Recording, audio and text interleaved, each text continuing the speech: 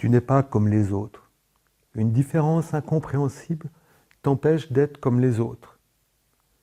Ce qui apparaît comme commun et partagé par tous ne te semble pas si logique ou évident. Tu vois les choses sous des angles différents. Un détail peut être central et les autres ne le voient pas.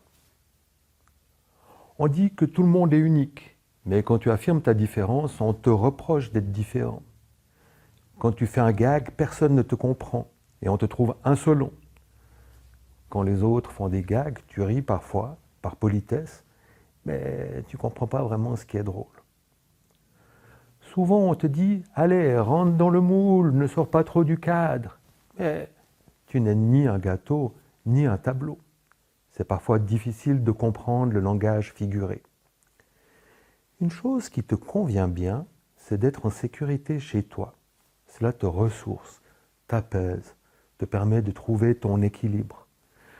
Tu peux être passionné par des choses que les autres trouvent accessoires ou dérisoires, mais à toi, ça te fait du bien. C'est vrai qu'une journée dans le monde normal, c'est pénible. Les gens aiment être stimulés, poser des questions difficiles, rire fort, surprendre les autres. Une discussion ou une réunion avec plusieurs personnes qui parlent, te regardent, demandent ton attention et peut être une épreuve. Une demande imprévue va t'obliger à tout réorganiser ce que tu avais prévu pour survivre à la journée à l'extérieur de chez toi. Un parfum, une odeur peut t'envahir et t'incommoder. Les bruits de la rue peuvent être envahissants, parfois assourdissants. Une sonnerie de téléphone peut te faire sursauter. Un coup de klaxon te secouer.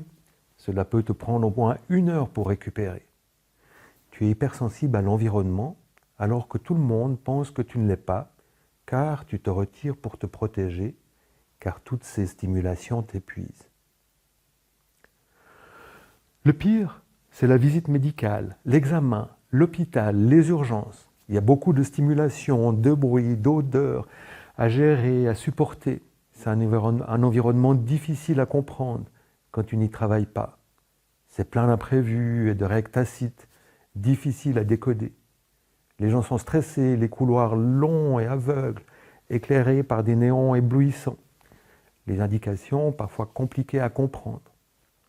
On doit attendre dans une salle d'attente où tout le monde est face à face.